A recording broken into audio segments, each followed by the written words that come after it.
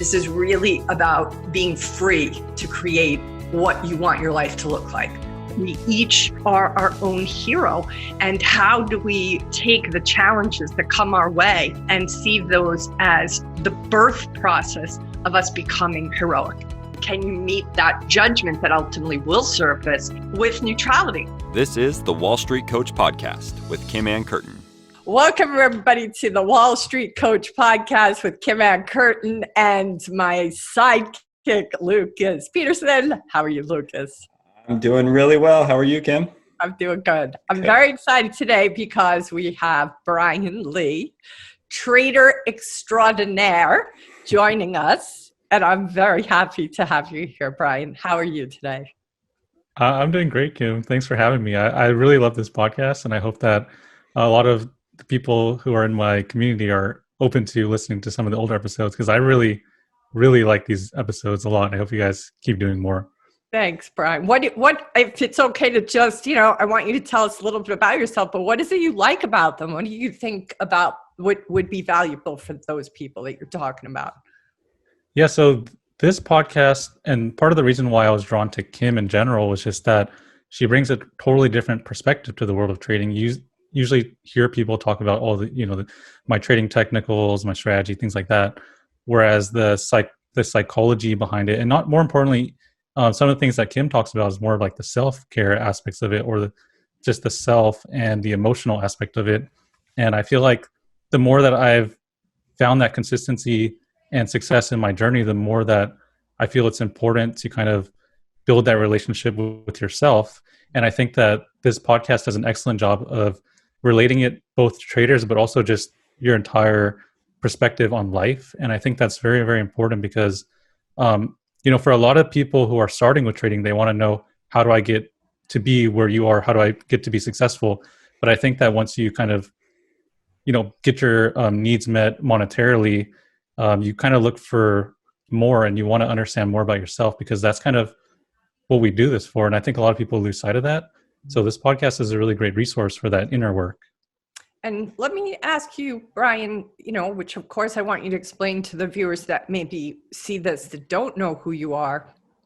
Let me just ask you first, what do you think made you conscious or present to the fact of that which you just spoke of? Like, what do you think made you aware that self side might be just as important as that, skills side, so to speak? Yeah, so I've been aware for quite some time, and it's primarily because I was successful in another endeavor, which was, if you guys don't know, that I was a competitive gamer. I was one of the top players in the world for quite some time. And I kind of understand what it means to reach a high level of success, but feel unfulfilled or not empty inside, but that there has to be more to this equation. And so because of that experience, when I went into trading, I kind of had the perspective of somebody who kind of knew what it would be like at the end of the road. So I was kind of more introspective about my journey, specifically because trading in general is more of a financial journey. And I think for a lot of people, when they have to worry about the next bill being paid, they can't really necessarily think about the other things in life. And I just had the luxury and the privilege to have had success otherwise, so that I could have a different perspective on success versus just having this grind endlessly. And so in my own personal journey, it's just been a lot about, how do I balance my pursuit and my competitive drive, wanting to be the best, but also take care of myself. And so that, to me, that's very important, because, and primarily it's because I've experienced kind of the sacrifices on the high end of success, what you need to do to kind of get there. And, I lost a lot of time with my family and friends and things like that. So that's something I feel regretful about in some capacity, because you don't really get that time back. Yeah. Tell us about the journey you've had in as much detail as you're comfortable with, and how old you are too, when the journey for your being a professional gamer really began, because you were pretty young. Yeah, I started in high school, so that was back before 2010. So well over a decade ago. I did speak to this a lot in my other podcast. I did one with Confessions of a Market Maker and Child Trader. So if you guys are interested, I go into a lot of detail there. But essentially, I've always wanted to be a professional gamer from a young age, and I gave everything I had to that cause. I dropped out of university, gave myself 1 year to achieve this, task to compete for $1 million, and I achieved it just from pure force of will and just never giving up. And at the tail end of that experience, I realized that when I got eliminated from this tournament, I felt a release of all the emotions that I was kind of holding inside of me. Because when you want something really badly, you just repress, you just keep working, you keep going, keep moving. You don't really pay attention to how things around you are going, like your health and all that. And eventually I did develop kind of like a physical ailment with my wrist, where it was just kind of overused. Like I would imagine that the amount of clicking and just like slamming the keyboard and everything like that would be enough for a lifetime of an individual, just playing, 16, 18 hours a day. And so that led me to kind of have to take a step back from gaming, and kind of also losing the motivation with it, because it's also a team sport. And when you have to rely on other individuals, like you never really know what's going on with them. And if one person really isn't feeling so hot, they can kind of sink the boat. And I always tried my best to be the best I could for everybody. And I kind of got fed up with having to rely on other people. So with trading, I found a lot of parallels to gaming. And I love that in this competition, it's really all about that self-sufficiency. And for me, I was able to kind of realize my potential by just putting in the work for myself. I am my own boss, and I can kind of take care of everything. And the results for myself just speak to that. And I really disliked parts of my gaming career, even though I don't regret doing it, because it just really makes you doubt yourself when you can be dragged down by other people's negative feelings and the perspectives. Just one of the things that got me through that first year was just constantly telling people, hey, this is a journey, and we're going to lose here, we're going to lose here, we're going to lose here, but we're always going to be growing. So I'm having that growth mindset. A lot of people in the gaming industry are very young, immature, and they don't understand when they lose, they get really toxic and defensive. And in trading, that's really what it's all about. You have to be able to lose. You have to be able to learn. And because of that resilience I had in gaming, it transferred over perfectly. It's like one-to-one to trading. Yeah. So I'm really grateful for that experience. What do you think distinguished your ability, even in gaming, to realize that loss was going to be the road to this true success? Like, what, at such a young age, what do you think you saw that the other gamers of your, that time didn't see? I think it's just perspective. So it's kind of reverse engineering what you want. So when you kind of have that goal, instead of just having this fluffy goal where you don't know how you're going to achieve it, rather the way I look at it is, if I want to be, competing at this tournament, I need to assemble a team. We need to practice this amount of time. These are, I was innovative in my scene because North America is traditionally very weak at certain games. And so I had my team completely shift our schedule to a European schedule to compete early in the morning, like 3, 4 a.m., just to compete with the better competition, even though we had certain disadvantages, like we would lag, we'd have more ping and stuff like that, which is a very big deal in that game. But I knew the sacrifices that we need to make in order to achieve our highest potential. So just kind of reverse engineering, what would a professional do? What do the best teams look like? How is their attitude? And when you kind of have role models, you can, if you kind of embody what they do, what they share, what you see that they, why they got to where they are, it's not so difficult as long as you can just roll with the punches and keep letting your skills compound over time from just absorbing as much as you can and just not thinking so hard about the doubt and just kind of believing almost blindly in the fact that if you do what you got to do, you may just get there. And I do believe that with time and effort, if you just have the ability to stay mentally strong, you can achieve a lot. I don't know about, becoming the next Elon, or running Amazon or something like that, but with things like this where you see other people achieving a result, if you feel like if they've kind of shown you a path, it's easier to kind of believe in it. Mm-hmm. For sure. The other thing I heard you speak to is, I'm hearing that you were very strategic. The reverse engineering is really you being strategic at the landscape of what's required to win the war. And also that, saying they talk about with generals that they're willing to lose certain battles to win the war. And that's what it sounds like you were very conscious of at the time. Oh yeah. And it's honestly a lot of the lessons I learned early on was that if you just work really hard, if you outwork your competition, then it will show. And I was lucky to learn that from my parents. They just work extremely hard. So Yep. for me, working hard was not something I was shy about, but I always did kind of resent that I felt like I had to work a little bit harder than other people. I don't know if it's just that they're not showing it, but for me, everything has been extremely challenging, including trading. And I just work my ass off, and it kind of it pays off in the end if you just just put in the hours. Yeah. Tell us about your transition into trading. When did that begin? Yeah, so as a gamer, towards the end of it, I didn't have a college degree, so I didn't know what to do, and I was kind of at a loss. So I tried all kinds of things to reinvigorate myself in gaming. So one of the last stints I did was I moved to Europe for a couple months to compete, and I really didn't want to move out of the U.S., but I realized that if I wanted to compete at the highest level, I had to go international.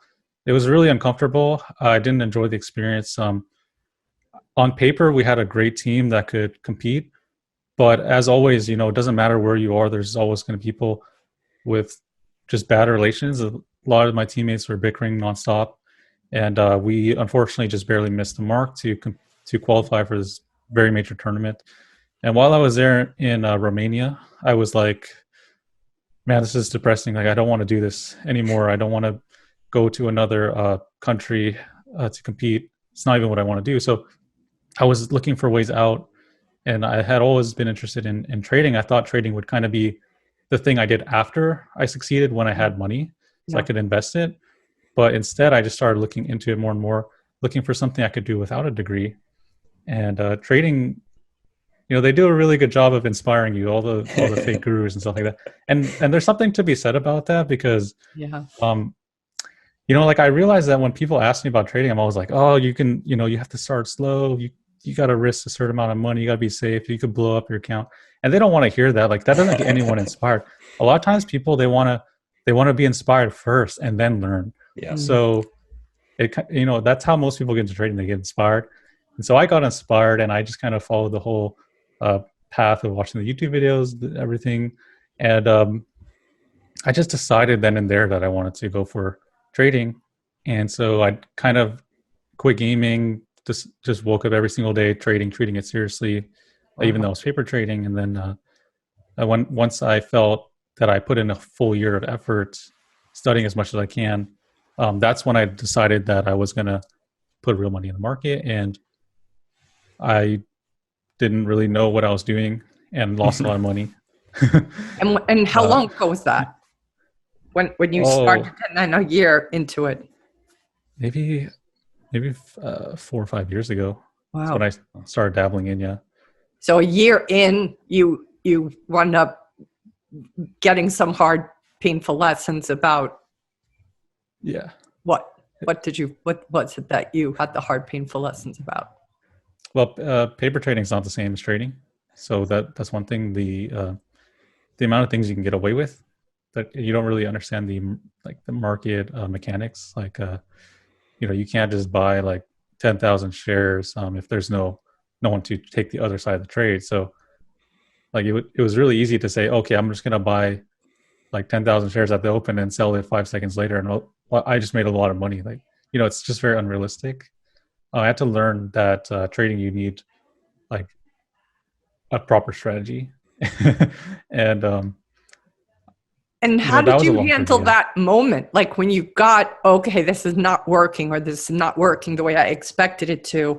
What is it that what did you kind of say to yourself? What was it like? I have to get another strategy, or was there a demoralization present? Just give us a little taste of what that was like for you. It actually came down to me realizing that I was just cheaping out on myself. A lot of people, they pick the lowest cost service product, and I was like, I put so much time into this and I'm losing a lot of money. Like the least I could do is actually invest in my own education. Wow. And so the strategy that I kind of adopted was I was looking for the person who is not necessarily the most marketed.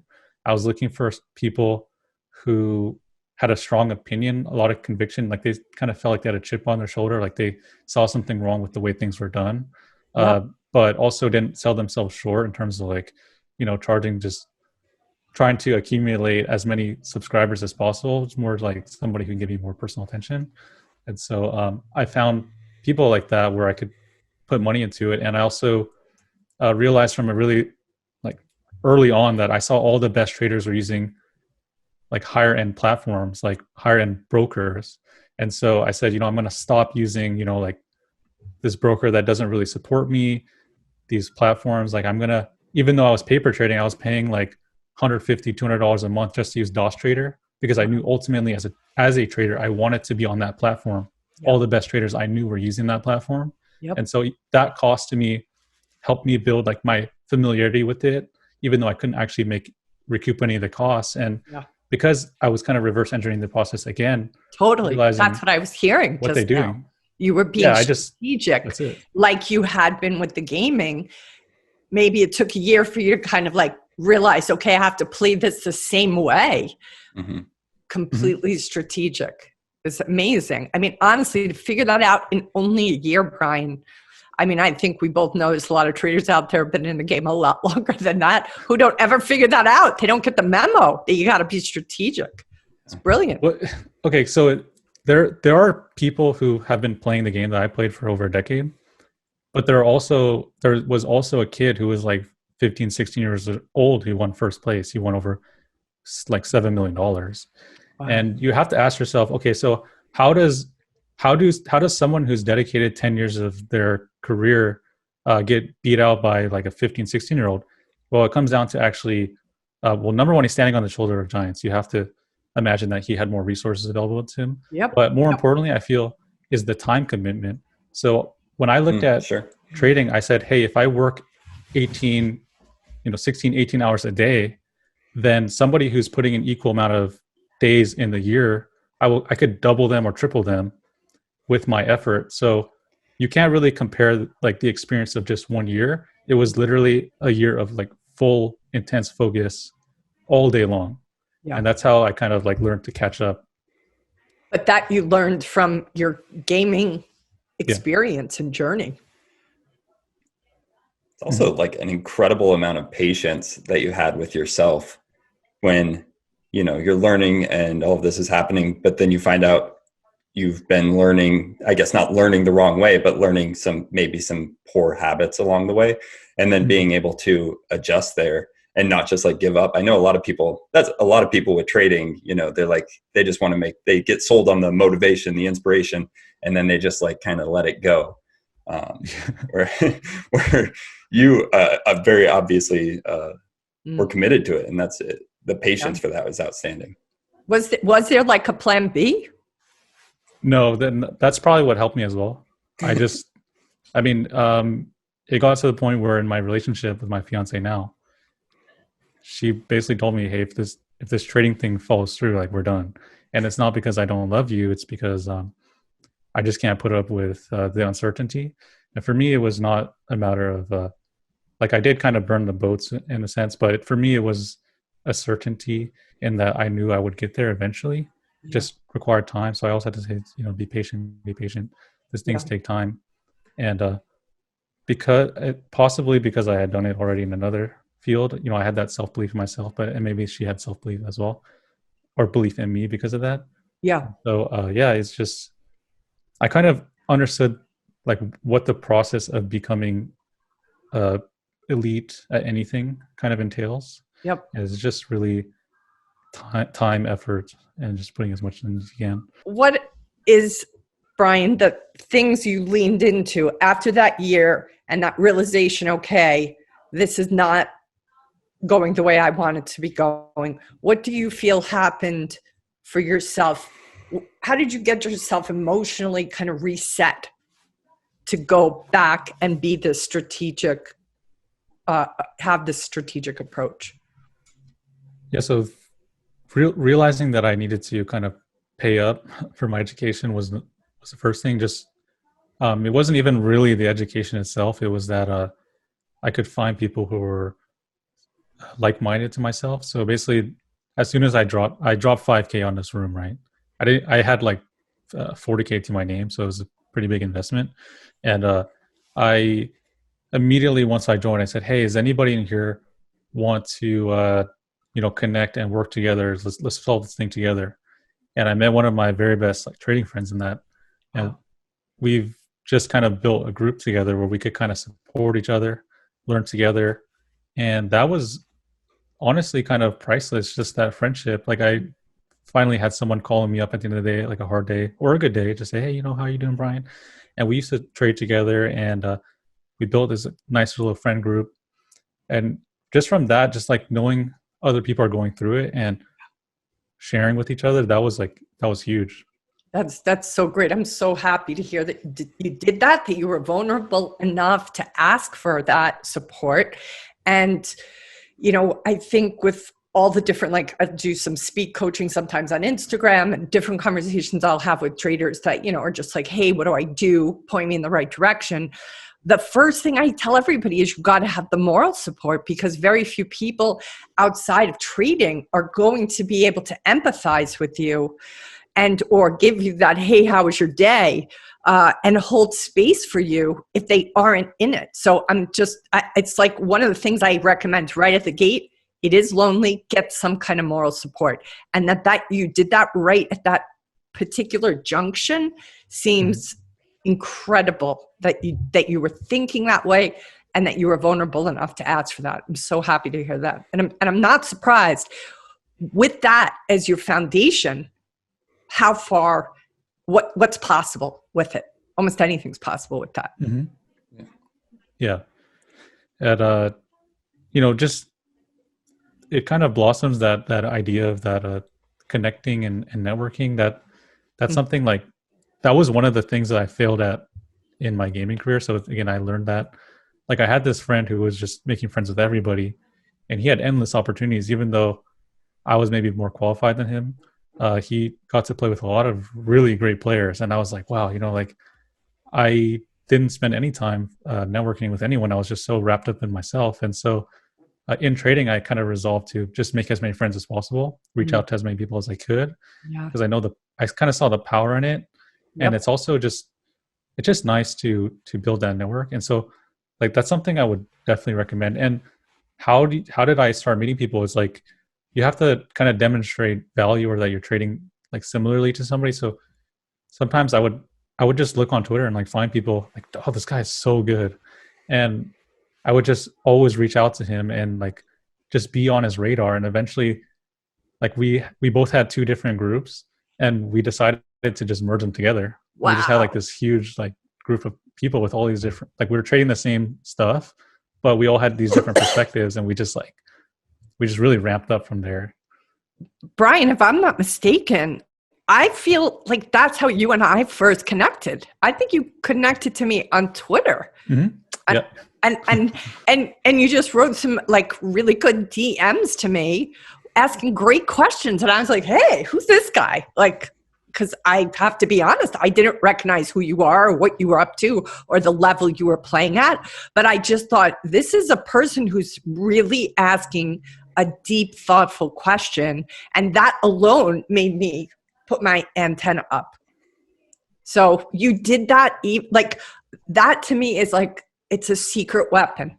It's a secret weapon. Yeah. And I think people are really kind of underestimated too. And I hate to just draw so many parallels to gaming because it's like you don't want to be like cheesy like that, but like as somebody like at the time, this was a couple years ago, I had like 30K followers on Twitter on my main Twitter, and if someone DM'd me, like I would respond. And so I kind of realized from the opposite end of that chain, it's like people are more available than you think. And Yes. if you come Yes. respectfully, if you show that you've kind of done your work and you don't ask like lazy questions, like people are happy to interact with people. And like there have been people who come at me respectfully and they don't expect it. One like couple months later I might say, hey, let's have a call and see how you're doing. And it just completely catches them off guard. And it's like I like to reward people Yeah. who show me that they're putting in the time because I want to help them get better. And so I'm not really hesitant to reach out to people because as long as you're not just being a total douche, like people Totally. are receptive. Like everyone's a human. Totally. When I was writing my book, I approached some very famous people, and I remember, being nervous and thinking it would suck to hear no, and it would suck to like get rejected, but I was willing to take that risk. And I remember afterwards when I was talking to a couple of different like publishing companies, they were like, hey, how did you get so and so? Like so and so, Mr. Famous, Mr. Famous. I was like, I asked, and they were like, you didn't have an intro from somebody else famous? I was like, no, I just called, emailed, stayed on top of it. Like that was the most surprising thing to people around me. They were like, you got so and so just by calling? I was like, most people just don't ask. What's the worst that can happen? They say no. They don't respond. And the crazy thing is when you talk about Twitter, Fred Wilson, who is one of the Wall Street 50 in my book, he's, very famous. He's a very kind of like established. And I wrote his office 3 times and called 3 times, never got anywhere. And you know how I got him, Brian? He was on Twitter in Paris on vacation with his family. And he just tweeted something about that. And in that moment, I thought, well, he's on now. So I direct messaged him and said, I'm trying to get a hold of you for my book. Would you let me do an interview with you? And he wrote me back a DM while in Paris on vacation with his family. Like, that's what's possible if you just take that risk. And that's what you did, Brian. And I just love it. I just love it because it's a secret weapon. It's a secret weapon. Yeah, I love I like all those like those cliche kind of sayings, like just ask and it's given. Like that was the thing that got me into everything because when I first started competing, like the game I wanted to compete in was in closed beta, which means that it's invite only. And so I had no way in. I didn't have any connections. I wasn't competing at a high level beforehand.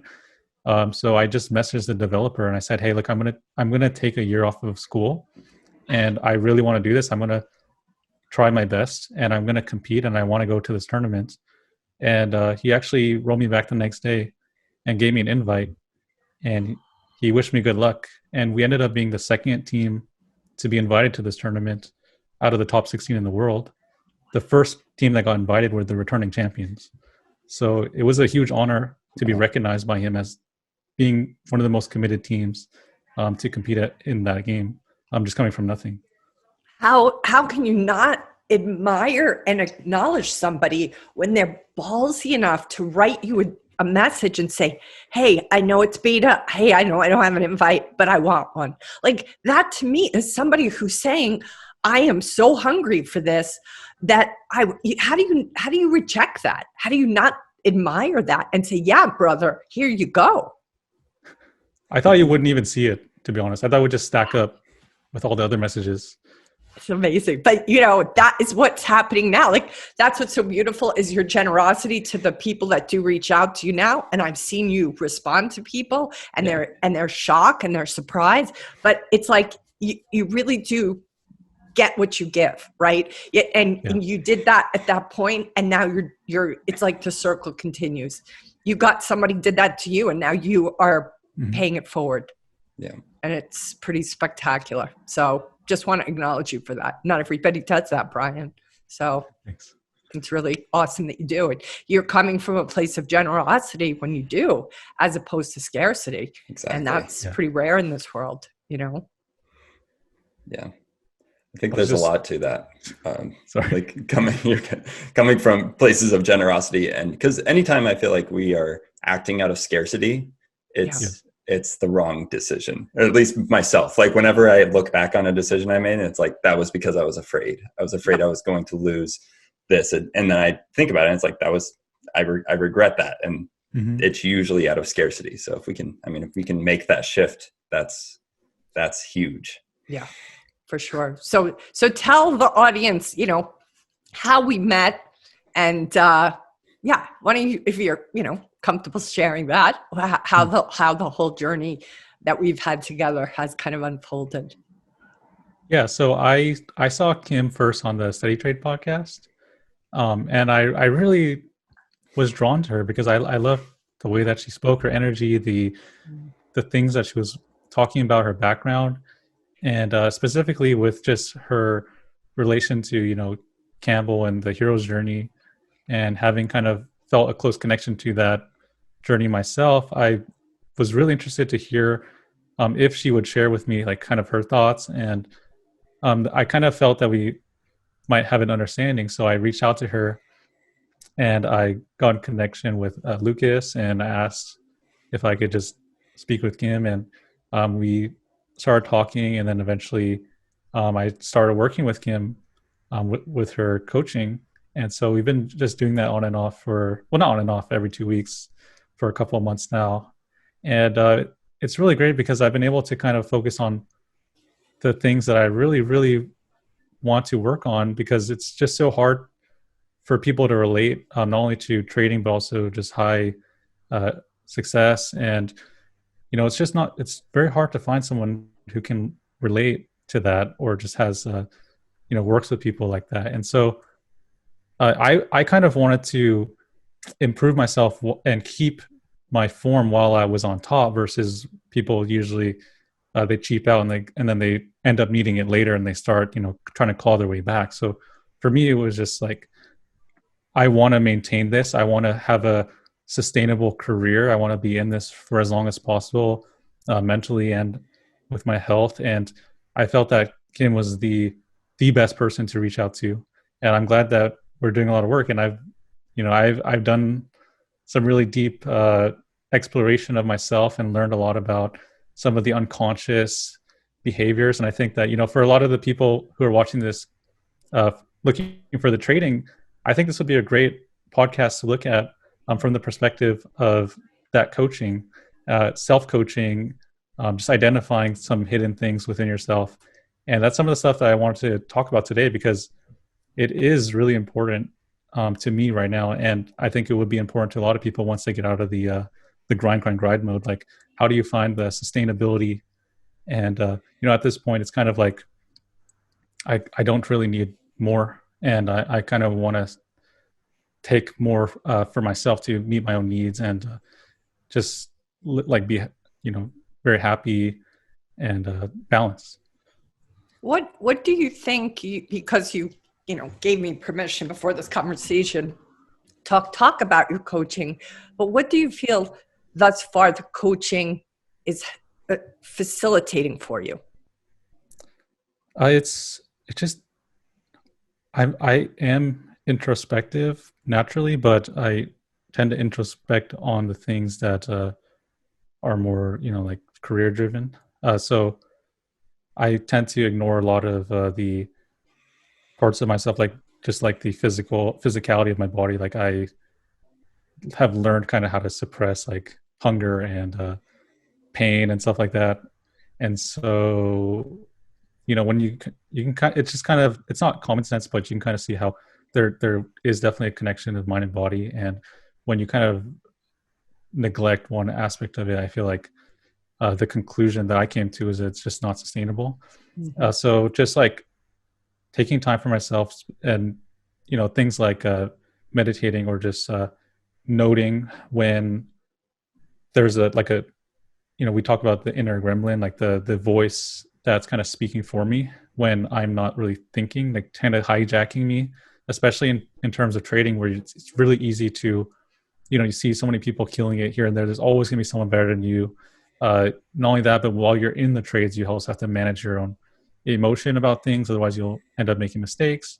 And so just to kind of like, for me, probably the thing that's been helping a lot right now is just kind of being more aware, more mindful, noticing when I'm acting out of myself and just taking more control, like more autonomy over my decision making and how I feel, and just taking more time for myself. Yeah.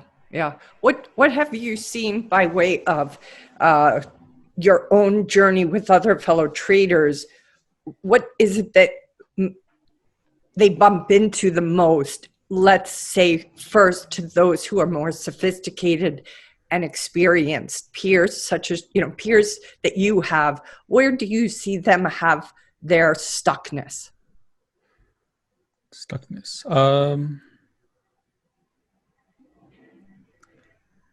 Well, I do think there is a lot of comparison, definitely. To It is kind of a competitive game, even though you're by yourself. It's really hard not to see all these traders killing it and want to like take part. It's partly entertaining, but on the other end, it can really affect you psychologically in terms of like wanting to size up to meet them, to have this ego about yourself, to kind of even it's not great to say, but like in some cases people like revel in other people's losses even. Sure. Like that's why I kind of just to me, like with my process, I've just kind of developed systems to avoid things like that. So I just mute all the traders who make me feel bad. I also just like I try to systematize my process as much as possible so that I don't have to make as many decisions, so that I'm not being emotional. That's and awesome. So I kind of like tucked all those emotions away so that I could just do my job. That's amazing. What else besides those two very, very powerful tools that you've put in place? It's like you pre-baked some of the recipe. You put it sounds like you prepare the eggs in the fridge. I can't help, even though I don't know how to cook or bake. I was going to say, hold on, what are we making? Everybody says that the easiest and best way to cook is to do all the prep work first. It sounds like you're doing all the prep work. Again, that strategic mind of yours, going back to your gaming, being strategic, coming out, starting at the end, working your way back, reverse engineering, right? So you've muted the traders that perhaps you tempted to compare yourself to. You have your system as systematized as possible, so you're not having to make an emotional decision. What else are you doing? Just everything. I make everything as efficient and systematized as possible. Like I can press. I mean, it's not even just like the emotional aspect, but just in all my work, I try to make everything as automatic as possible. I don't use like algorithms or anything, but I can trade with just, I don't even have to really look at the level 2 or the chart even. I can kind of just press the button. And I have learned how to kind of accept the outcome that the system's not always going to be perfect, because like systematic traders will end up losing a little bit more than someone who's like fully discretionary. But at the end of the day, I don't have to deal with like the emotional like upswings and downswings. Yeah. And so the trade-off for me is pretty good. Yeah. But other than that, like, did you know that these systems would serve you early on? Did you so let's say from that first year when you realized, okay, this is not working, and then you started, that's like what, 3 years ago, give or take? Mm-hmm. Did these systems or particular kind of safety valves that you put in place start then, or did you develop them over time? No, I got humbled. I blew up my account, and I lost like almost $100,000 that I built up from like 25,000 through that first year, or well, that is kind of like the second year almost. And that's when I realized that no matter how how well you do. If you don't have kind of like a plan for when things go wrong in almost every situation, then you're still able to lose a lot of money. And so the start of everything was just implementing probably my most important and first major system, which was the max loss on my account. And so what that does is just kind of, once I hit my unrealized or realize the loss, it won't let me enter any more trades. I can only exit, and I cannot continue trading. And so that has helped me a lot with just stepping away, because honestly, if it wasn't there, I would still trade. And there's plenty of days where I know that I want to override the thing, and if I did, then I would actually take a lot of losses. And sometimes I do, and I do take more losses, but I do it kind of I even have a system for when I break my max loss rule, like how much I will increase it, or how I might have a contingency plan. And I have a YouTube video about it called the something at Odysseus complex, something like that. It's just it's basically, I think so far ahead that it's like, if I knew it was a problem, I would call my broker and tell them if I call them or email them, then don't do it anymore. Like, thinking ahead of being ahead, and that helps a lot with just everything. Planning for all the emotions that are going to be driving you later. You're putting in, it sounds to me like, batten down the hatches. You're like, you have 3 or 2 or 5 layers between you and that emotional kind of very strong pull to break your own rules. It's really, really brilliant that like, I think that's what's so fascinating to me, is when I speak to the traders that really think they're going to be in the heat of battle, be unemotional. And I'm like, you are a human being. Yeah. How could you be? Have you never like said the wrong thing at the wrong moment? Like, if you've ever done that, that tells you you're probably not going to be logical in the heat of battle. Right. Like when you get in an argument, you're going to say things you don't actually mean. Regret later. Yeah. Or you do mean them and you should have kept your mouth shut. Yeah. This is something that like I talk about a lot with new traders, is having a stop loss before you have like a price target. And it's like, this is exactly, and just set it as soon as you take the trade, and just do, like, you can't touch it. Like, and so that's basically what you've done, but further down the path, because that's when you're the most reasonable, right? Is when you're detached from it and you're not in it. And so, that's a great system to have on top of your system. A system on a system on a system. It's a long line. Got to be. Got to be there for all things. I mean, especially because of the world we live in, and the accessibility to all the different things. Like, even on a diet, I remember, the trainer I was working with, he was like, if your meals are prepped and they're in a certain portion, and that's all that's in your fridge, Kim, it's going to take a lot more effort to go break that. But if there's nothing in the house but these little portioned meals, what do you think the chances are of staying on that? Yeah. It's just going to be much higher. That reminds me of, Brian, you spoke about it in, I forget which interview, but I listened to them, Atomic Habits by James Clear. Yes. My wife was reading it this past summer, and she told me, she was like, you have to read this because it's like everything you preach all the time. And it is just making systems that are easy, right? And like just the habits that form. And like you said earlier, these things just compound over time, and the little pieces that you start putting in now will just magnify over time. That's like one of the number 1 or 2 books I recommend to everyone who's a trader. It's so powerful. It's so pragmatic, and it's like affected everything that I do, just looking at things through that lens. And then it's funny that you mentioned Compound, because that's the second book I recommend, is Compound Effect. So when you have these habits and systems, you improve them just ever so slightly every single day. Eventually, it's just something you don't even recognize. Like, for example, right now, I can press one button.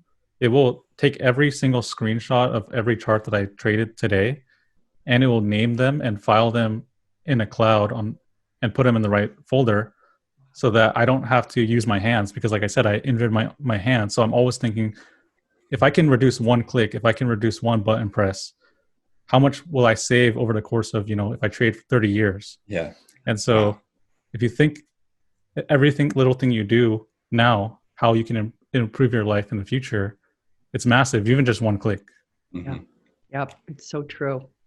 I think, the thing I'm thinking of for myself is when I first got exposed to nonviolent communication and the universal needs work, I was overwhelmed at first because there were so many pieces and nuances to it. And I just remembered wanting to understand it all. And fortunately for me, another person who really liked this work just said, let it just be in your day-to-day, Kim, in your little conversations and with the relationship you have to yourself. And over time, it'll become like instinct. And I really don't think I believed her at the time. I really thought, no, I have to study this and practice it. But now, I almost have to make sure I'm not talking too fast about it, because it's such a part of my lens that there's times I'm like talking about it and I know I've lost a person because I'm giving too much information about it at first. So I hope I don't do that. Yeah, you start talking about needs and people are like, need what? Like water? Yeah, exactly. There's actually like 50 plus of them.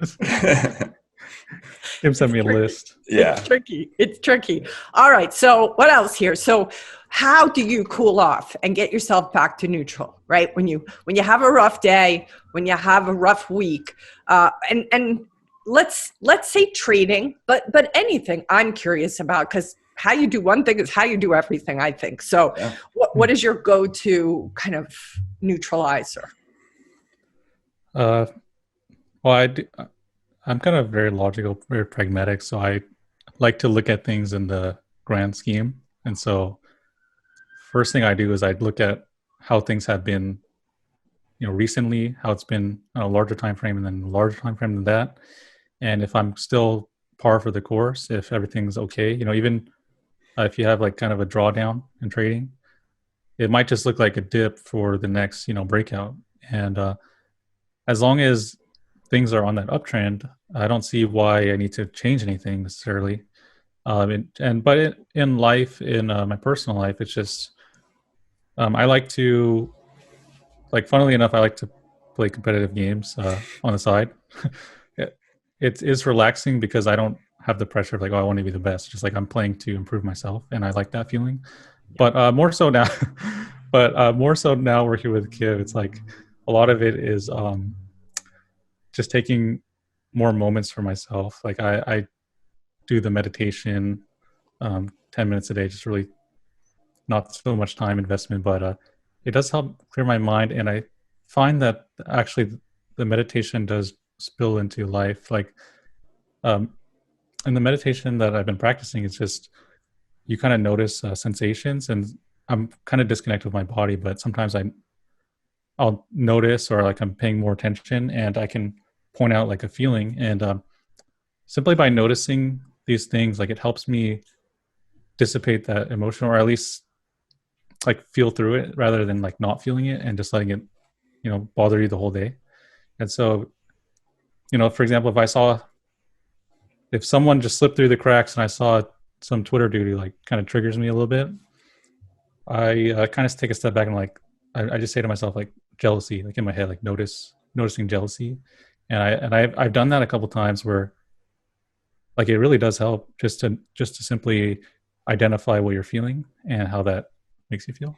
Yep. So those things do actually recharge me. And I also practice a lot of gratitude, and I try to think of all the things that I'm fortunate for. And that helps a lot. I do it very often. That's awesome. When it feels like since we met that this has been a practice of yours for a very long time. What turned you on to the practice of gratitude? Well, it's basically it's just what everyone says. If you look it up online, they're you cannot be gracious and angry at the same time. I haven't tried to be, but I definitely haven't felt angry at the same time. And it just puts things into perspective. Yeah. Just recognizing like, hey, I'm here because of this, and I'm so lucky, I'm so happy that I met these people, or like I had these opportunities. And it's like now that I've kind of had more success, like I feel really bad when I see like, when I just go around and I see like kind of people work really hard for a living, and I'm here, like not wanting to miss a day because I'm just going to add more on top of the stack that doesn't ultimately really affect my life too much.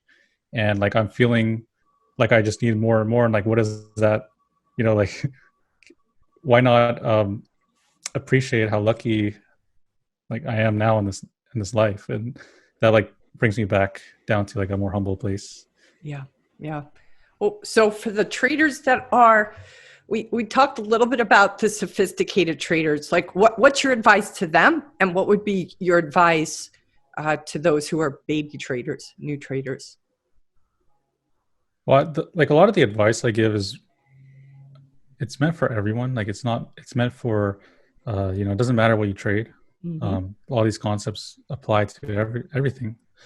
But a lot of the things that I preach are really just about taking as much of yourself out of it as possible. Even though, like, I think Kim would say there's like there's some intuitive part of you that you can kind of grasp onto. But for now, like, while it's kind of, I know it's kind of weak. Like, I kind of succumb to my emotions sometimes. Like, I like to put as many systems on things as possible so that I make the correct decisions by design rather than how I feel. Mm-hmm. And when you combine that with, proper risk management, the emotions really fade away. And when you take humble position sizing and you also kind of arch that on like a grander scheme of like your life, like I'm not here to YOLO all my money into GameStop. Like I want to be trading for as long as I can. Yeah. And so like, it doesn't really matter to me whether or not I risk 1% of my account, because at the end of the day, like someone can YOLO and lose it all, whereas I'm going to be able to take literally 100 losses in a row, if not more. And that's just very hard when you are refining your craft so long. And when you just combine that with all the things I talk about risk reward and everything like that, it just boils down to having a bigger winner than losers more often than not. Yeah. And if you could do that, it doesn't matter what your risk, what your reward is. At the end of the day, it's just like there are just stats to how you'll hit that outcome. Like it can be predetermined, almost like a casino's predetermined, but your edge is just way bigger. Yes. You win more than 50% of the time. You win like 70-80% of the time with your edge. So there's nothing to worry about. You just execute your edge. You don't get emotional. You don't make crucial mistakes, and you don't risk more than you can afford to. And then you will. It happens. Like it compounds so fast. Like literally right now, I'm already like within 2 months, I'm already more than half of my last year, and last year was my best year ever. So it's like, wow.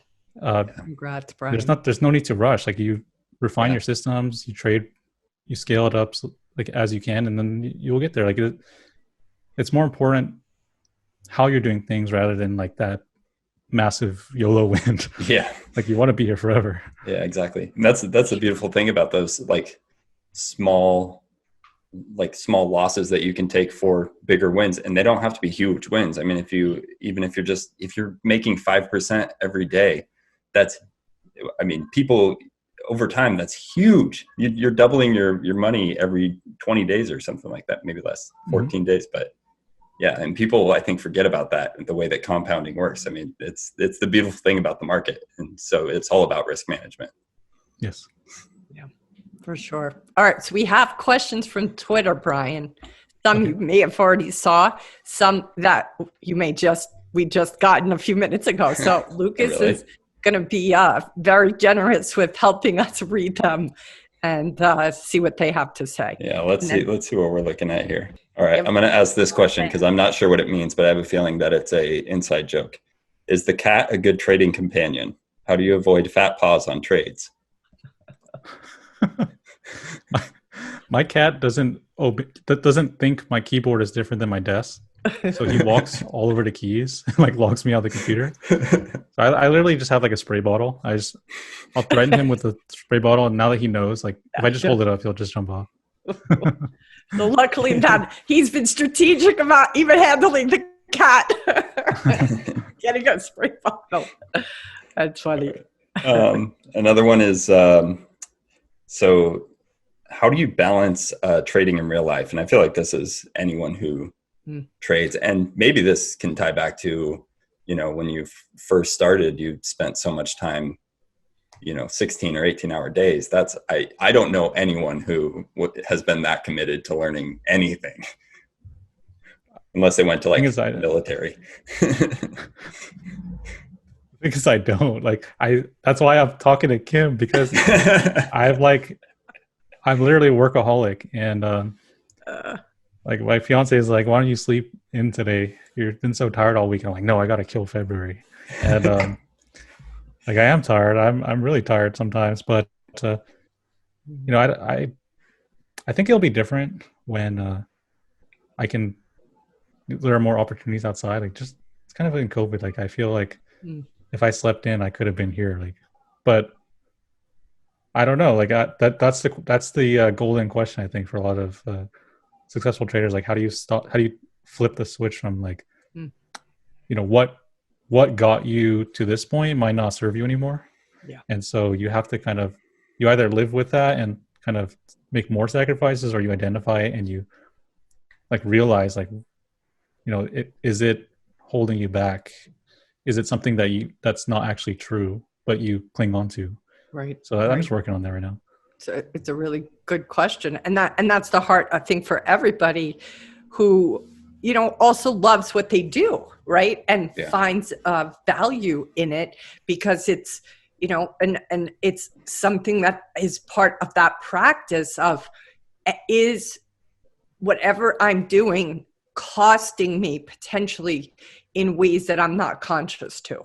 And, the more self-aware we all become, the more we can answer that question honestly, I think. And I don't know that the answer is always the same. I think each moment, each day, each week, there's going to be different motives or factors involved. And then, over time, we keep being the observer of ourselves, a neutral observer of ourselves. And if it's, goes on and on and on, then it's not a one-off. It might be some sort of default setting that, could have served us at some point, but now maybe is costing us more than serving us. And that's exactly. Sorry.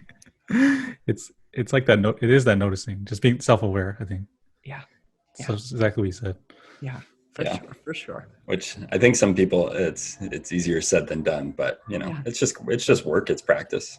It's easier said than done too. I think I just want to say this is because most of us have been culturally indoctrinated to blame ourselves so I think it's hard for most people to be self-reflective, because they don't know how to be self-reflective and not beat the hell out of themselves.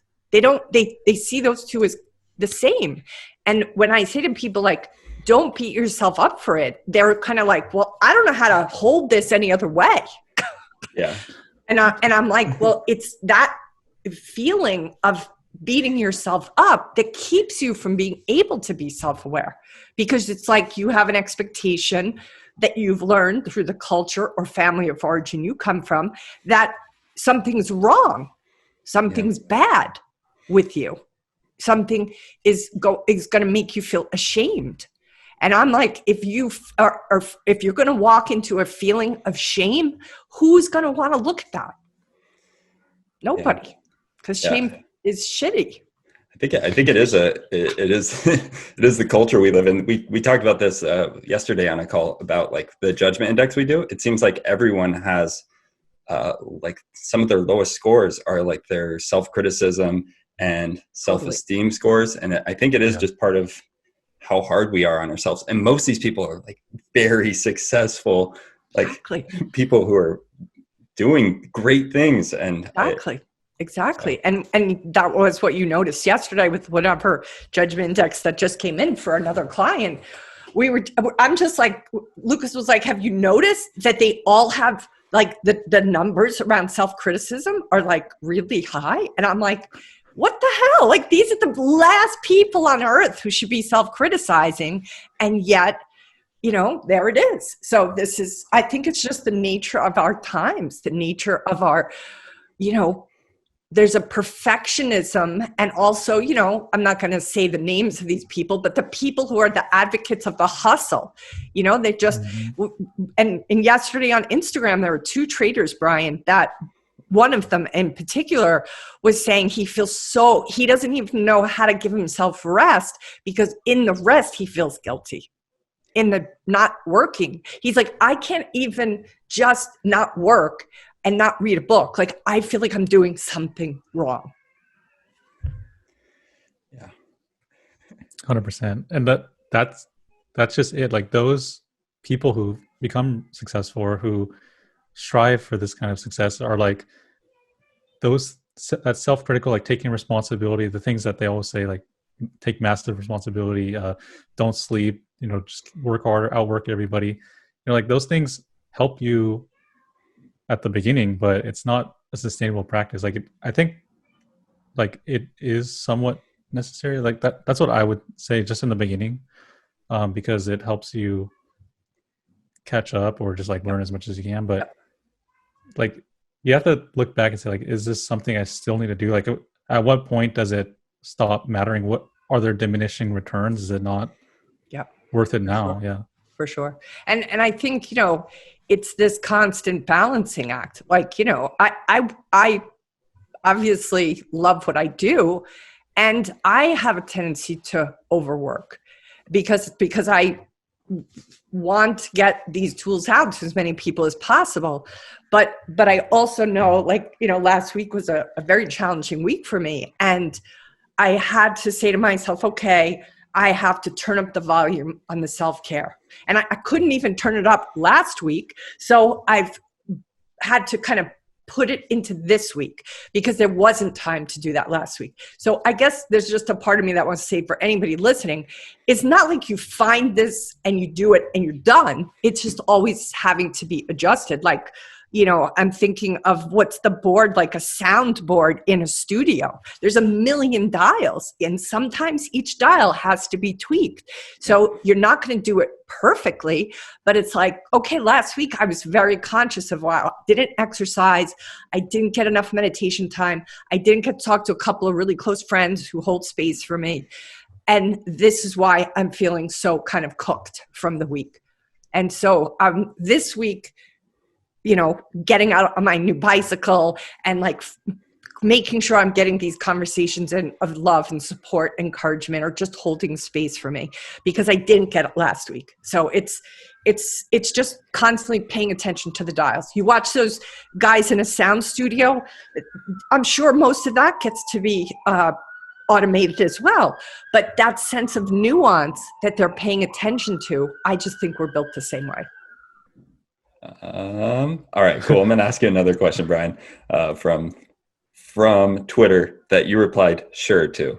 It says, what inspired you to build your custom indicators or use whatever custom indicators you use? You don't have to tell us your indicators, but the inspiration for it. Yeah, that's a really good question. So it's basically kind of identifying your strengths and weaknesses. And so we can all trade the same pattern or you see the same things, but everyone's going to be better or worse at different things. And so for me, I kind of listed out the things I wish I was better at and the things that I'm good at and I want to perform better at as well. And so the indicators help me with everything, just like position sizing. Just for example, if my first entry is superior in a lot of ways to my second entry, there's no reason to divide my entries equally. I'd want to put more impact and more weight on that first one, or vice versa. For some people, that second entry is better. The first entry might just get them in the trade, get them focused. And In other cases, there are things that I want to incorporate into my strategy that nobody else can do for me. And a lot of times it does have to come down to that automating what you're weaker at. So for example, I have a really nasty habit of chasing. And so I realized that kind of, it's usually when the price is really depressed and I want to, looks the week, I want to short some more. But a lot of times it's going to bounce from that point. So I can code in indicators that'll say like, hey, don't short here. It's not good. I can change the colors of the bars. I can visually put it on my screen so that I don't have to make that determination. I've made that determination beforehand, and it's going to help me see what I plan to do. And that can also be done for other parts of my process. That's just one example. So both visually and, even adding text or pop-ups, sounds, visualize how you visualize things. So on my market scanner, what colors I interpret as bad, like red, or green as good, or just how do you perceive things? How can you quickly identify what you need to do without having to make the determination right then and there? That's what those indicators help me do, and it helps me be a better trader. And it's not just like, oh, the RSI is up, I'm going to short. It's more nuanced like that. It takes into account a lot of things that I think about, things that I wish I could do quicker, and things that if the computer can do it for me, why not? Yeah, totally. Yeah. Again, strategic. That strategic lens, Brian, is what I hear with that answer. Yeah. You're doing everything from a place of the least amount of friction as possible. Yeah, it's impressive. Just always looking one step ahead. But I guess it's probably happened over time, right? Like, yes, yeah, seeing those falls every day. That's like every day. The reason why I love trading more than the money is that at the end of each day, I have a notepad and I write down things I wish was better, or things that I need to fix. Like, even if it's one little tweak, oh, move that UI over here because your head, it's uncomfortable to look up, or fix that tool, add a hotkey for this, add a hotkey for that. And just seeing how that one change every single day, like that feeling of progress, is something that I really, really enjoy. And you can only get that by just experiencing the market. You wouldn't know that otherwise. And every single day it adds up. Yeah, it's almost like I think of like an Olympian. An Olympian is going to be very conscious of every piece of food he puts in his body, that becomes fuel. Is that way his foot lands on the track, is that causing some slowdown? Like, it just feels like you're looking at everything in a way from the top of the mountain down on the valley, and then you're also going down into the weeds and looking at those places as well. It's like you're doing both, which I think is of critical importance, especially because it's the most competitive game in the world. Like, here more than ever, do you have to look at the valley from above and be in the weeds looking up at what is ahead. It's really something, Brian. Yeah. Last thing I want to say about that is, it does happen over time. So that's why I really recommend reading The Compound Effect. It goes over how just that incremental change every day adds up. When you pair that with Atomic Habits, if you think about a career, and if you think about how much time you're willing to put into something, it can transform your life. And the number one question I ask myself, the thing that I like to do when I have no ideas, is how can I make this better? Or what's something that I wish was more efficient? And like a lot of things that used to annoy me, like my review process used to take well over 45 minutes to just screenshot everything, name everything. I literally have 3 buttons that does the whole process within 10 minutes. So wow. I cut the time down a lot by just asking these questions. And if I didn't ask those questions, I would never come to an answer. I would just be okay with it. Yeah, for sure. So it's like I don't know if I've said this or not before, but that poem that I love by Rilke that talks about living the questions. It seems as though there's a philosophy of your approach that is you being in an inquiry all the time. And you can't be in inquiry and know it all at the same time. It just systematically doesn't work. To be in inquiry, you have to be curious and you have to be coming from a place of neutrality. That's what I hear. That is your really incredible strength. It's a really incredible strength, Brian. Yeah. And I screw up all the time. Like I'll add something. Like for example, I blacked out all my bars to not want to short it. And I look at it the next day, I'm like, oh, this is really distracting. It's really ugly. Like I don't want this. And so sometimes it's just testing things out over and over again, see what fits. I just write in my notes, okay, remove that. And then, I tried. It was a decent idea. It's not always just positive. It's sometimes of course not.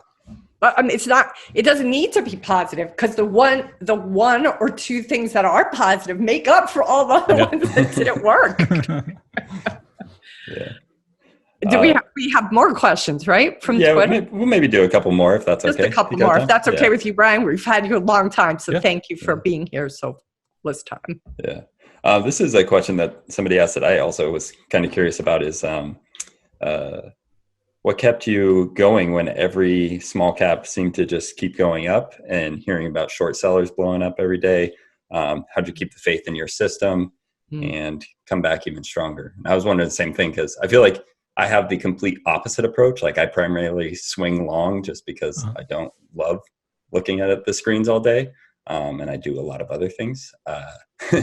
But you just short selling and everything just continues to hit all-time highs. It's like that had to be so frustrating. And all these people, like I think I saw on Twitter the other day, you posting something with like people on Twitter who are obviously pumping things.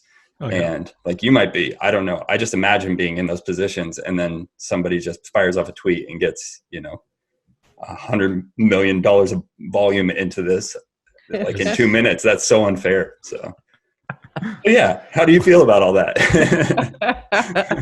Yeah. So that's, I think the thing that a lot of the new traders are going to learn is that you don't always have the perfect market environment.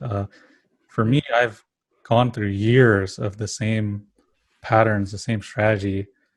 Overlaying that, I have risk management. I have a risk reward profile that is time tested, and even in a bull market, I'm still able to succeed. If it ever turned the other way, it would be even better.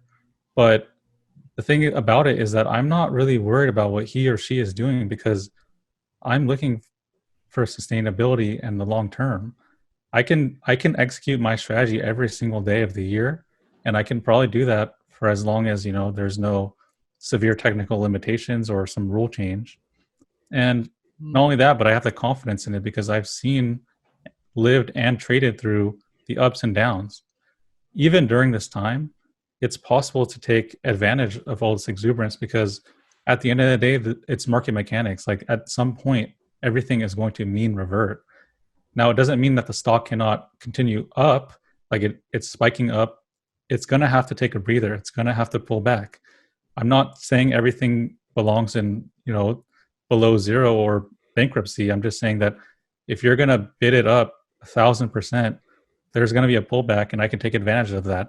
The great thing about short selling is there's a level of consistency to it in that I don't necessarily have to find the play.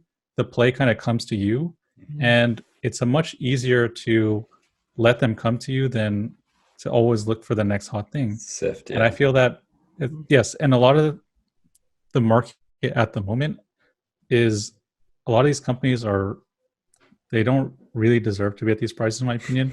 Doesn't really matter, but at some point, I don't know when, it cannot last forever. And even if it does, I don't really mind because it's not affecting my strategy.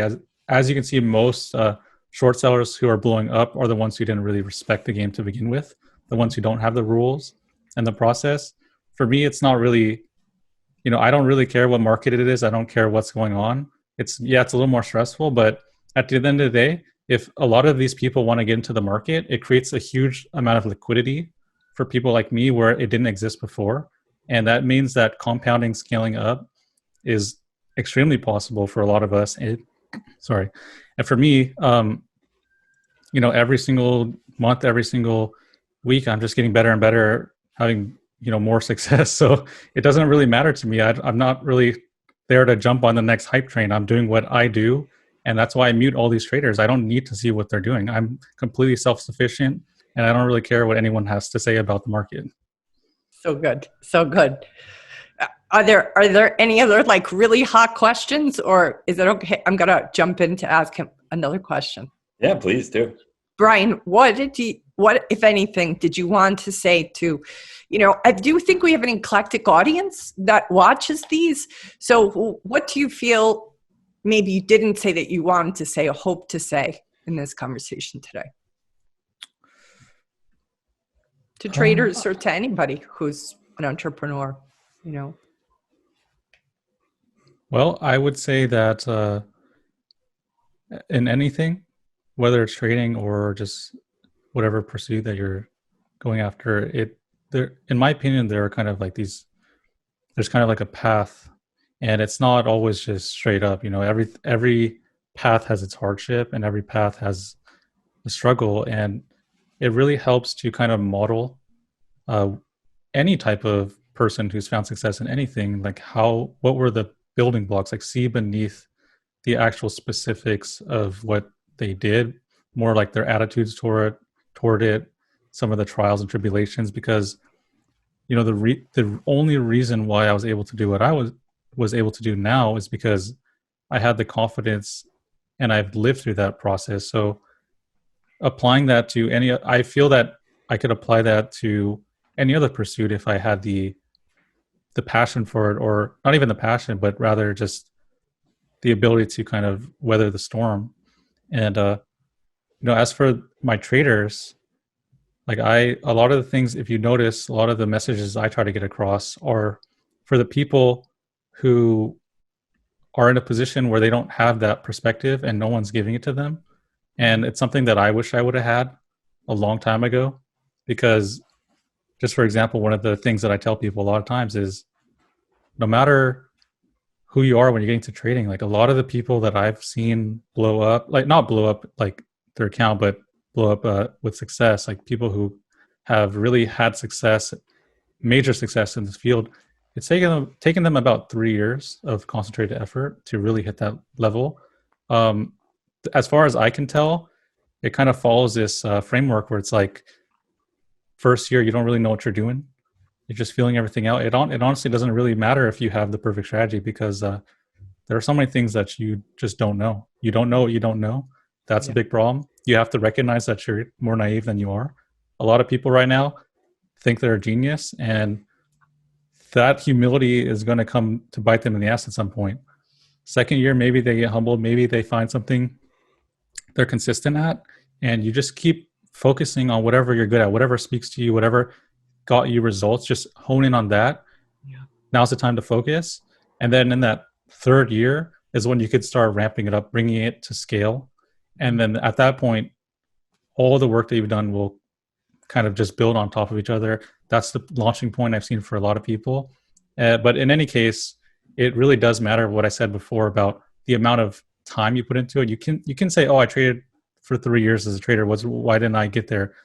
How many hours did you put in per day? That's what I would ask. So if you can look at whatever you're trying to do as far as mastery, success, as a journey rather than, thinking, why am I not good enough? What's wrong with me?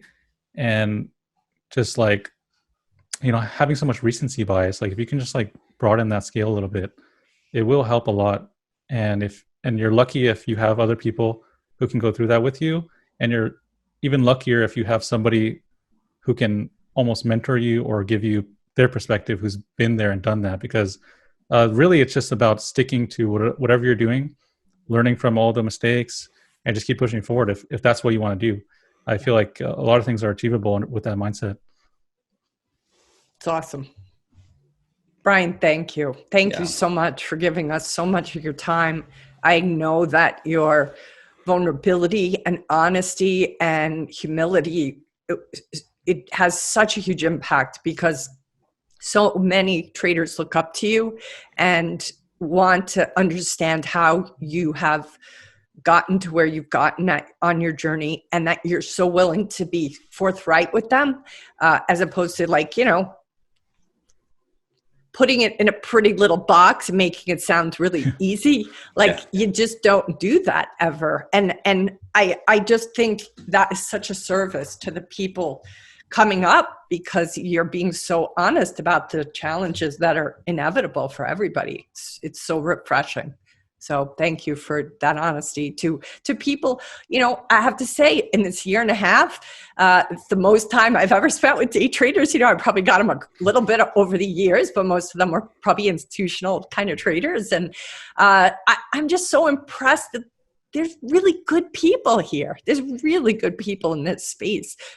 Really kind, even encouraging to one another. And that I didn't expect. I have to be honest. I didn't see that coming. That was a surprise. Even on the Instagram lives, you got people there who don't even know each other watching somebody get coached for a couple of minutes. And it's 10 people saying, you can do this. You got this. I'm like, you don't even know this guy. I felt like they just, that sense of support, moral support that's in this industry among each other. I'm not saying there aren't jerks out there. There are, but it's a really special place. It's a really special place. So you make it special, Brian. So thank you for being part of, sharing your journey with everybody. Thanks, Kim. Thanks, Lucas. I really enjoyed being here, and I hope that your podcast takes off. Thank you. Yeah, thanks. If we have viewers like you, Brian, taking off or just touching those few that, find value in it, we'll be happy. It'd be fun to have a takeoff because more people get the message. But right now, it feels like it's doing the work it needs to do. And I'm happy and grateful. And I'm grateful for all your support because you always give me comments and likes. and sometimes you're the only comment. But I'm like, but I got one comment. It's from Brian, and I feel cheered on. So thank you for that. Thank you for that. Yeah. All right. So be well. You'll let us have you come back on again, maybe in the future. Okay. Anytime. Okay. Any Every parting week. words, Lucas? What did you say? I said every week. Every week. What do you think about that, Brian? I'll be like how Kim joined Steady Trade. Yeah, exactly. No. All right. Well, Thank you. Thank you, everybody, for watching. Please, we're going to give all of Brian's handles. Well, your Twitter handle, why don't you just say that out loud for everybody, Brian? Twitter at Brian Lee Trades, just my name plus trades. Mm-hmm. And from there, in the pin post, I just have a directory of all of the, my YouTube, my blog, and everything like that. So you can find everything you need to find. Perfect. And Brian's blog is really great. So I highly recommend you guys sign up for that, and also his YouTube video. So there's Brian is out there a lot, and he's been interviewed. You were on Chat with Traders, I believe. You were on Confessions of a Market Maker with Ray and JJ. You've been on quite a number, besides having your own YouTube channel, you've been on quite a lot of. And every single one of those interviews are kind of different. You speak to different things. So please, guys, for your own sake, check out Brian, because all of these conversations he has, you're going to walk away learning more and more about the markets and about how you need to operate. So do yourself a favor and do that. And we'll put them in the liner notes too, right, Lucas? So everybody can click right through them. Lucas is so on top of things. So thank you guys for watching. Give us your comments in the line, in YouTube, so we can hear what you liked about this conversation, what you feel I should have asked that I didn't, and what you want to see. Do you want to see more of these kind of conversations? We'll make it happen. So thank you, everybody, for watching, and aloha for now. This has been the Wall Street Coach Podcast with Kim Curtin. You can find out more about her and her team online at thewallstreetcoach.com. If you've enjoyed this podcast, please consider leaving a 5-star review on iTunes. Thank you for listening.